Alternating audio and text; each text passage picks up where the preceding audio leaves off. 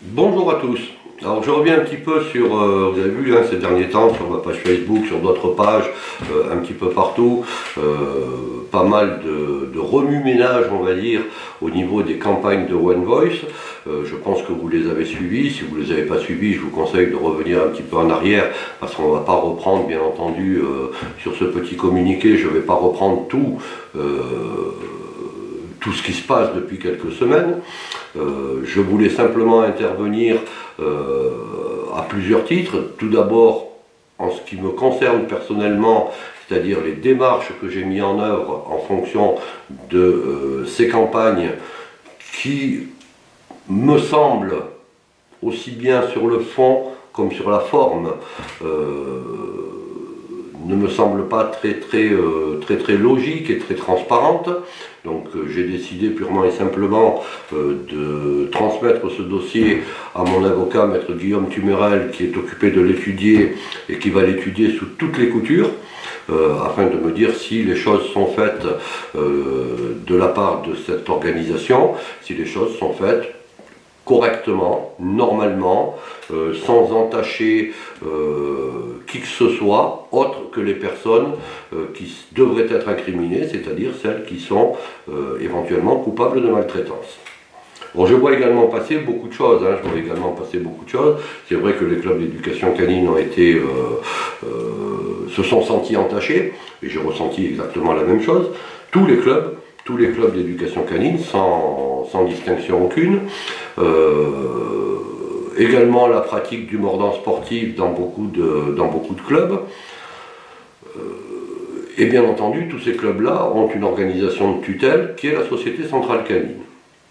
Alors, je n'ai rien à dire, moi, sur l'intervention de la Société Centrale Canine, sur ces interventions, je n'ai rien à en dire, tout simplement parce que ce n'est pas de mon ressort. Ce n'est pas de mon ressort. Si la Société Centrale Canine, suite aux démarches que je fais, souhaite me rejoindre, les portes sont très grandes ouvertes. Si elle souhaite faire une action parallèle, tant mieux. Et si elle ne souhaite rien faire, je vais dire, c'est au moniteur et au président de club à voir ça avec cette organisation.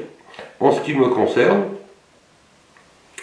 après l'étude qui sera faite par maître Tumerel, et en fonction des réponses qu'il va m'apporter, il va y avoir deux possibilités. Soit maître Tumerel va me dire les choses ont été faites dans les règles, il n'y a pas d'atteinte à autre chose que les personnes que l'on peut voir, même si elles sont floutées, que l'on peut voir en vidéo, et il n'y a pas d'éclaboussure sur les clubs, sur les éducateurs canins, etc. Parce que là, pour moi, il y a un petit flou quand même, on a parlé de club d'éducation, pour être exact, de club de dressage canin, et puis là, on voit des éducateurs canins, puis on voit des éducateurs canins en positif qui sont conseillés par One Voice, donc quelque part, moi, en tant qu'éducateur canin professionnel, est-ce que je peux me sentir entaché par tout ça ou pas? Or, certes, il y a aussi bien chez les bénévoles que chez les professionnels des personnes, certainement, partout, on le sait tous, qui font preuve de maltraitance et que One Voice doit absolument, de par leur mission qu'ils se sont donnée, doit absolument dénoncer si c'est ce qu'ils souhaitent, voire aller plus loin. En ce qui me concerne, donc, où l'avocat de mon entreprise va me dire les choses ont été faites dans les règles de l'art, de la part de One Voice, donc on n'a pas à dire quoi que ce soit, et là, je dirais Amen. Soit, il va y avoir un certain nombre de choses, aussi bien au niveau du fond que de la forme, de ces campagnes qui entachent les éducateurs canins et donc, a fortiori, les clubs d'éducation canine. Et dans ce cas-là, en ce qui me concerne personnellement, il n'y aura pas de concession, il n'y aura absolument aucune négociation sur ce type de campagne, et cela même si je suis d'accord avec One Voice et bien d'autres organisations de protection animale sur certains sujets, il n'y aura pas de discussion. Je demanderai à mon avocat qu'il fasse le nécessaire pour qu'il y ait une assignation en fonction des éléments qui auront été trouvés, pour qu'il y ait une assignation directement devant le tribunal. Je pense personnellement que cela fait des années que la profession, comme les bénévoles, se font attaquer un petit peu de toutes parts.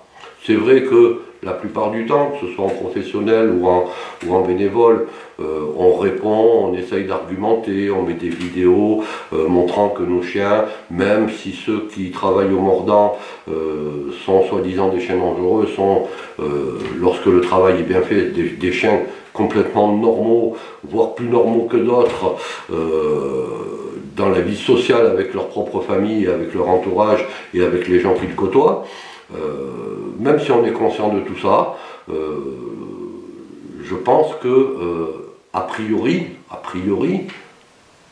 ça ne suffit pas.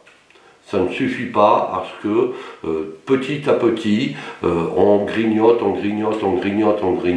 jusqu'à ce qu'on disparaisse. Et je suis clair à ce sujet-là. Je n'aime pas tout ce qui est extrême. J'aime bien les choses qui sont bien faites. J'essaie personnellement de les faire correctement. À partir du moment où on s'engage, que ce soit One Voice avec la mission qu'il souhaite, que ce soit vous en tant que bénévole d'une association, d'un club d'éducation, que ce soit moi en tant que professionnel, que ce soit les éducateurs en tant que professionnels, à partir du moment où on s'engage à faire quelque chose, on en prend la responsabilité. Et surtout, ben on en subit les responsabilités lorsque les choses ne sont pas bien faites. D'où ma position, qui ne changera pas, qui est que si l'avocat à qui j'ai confié ce dossier trouve des choses qui sont à l'encontre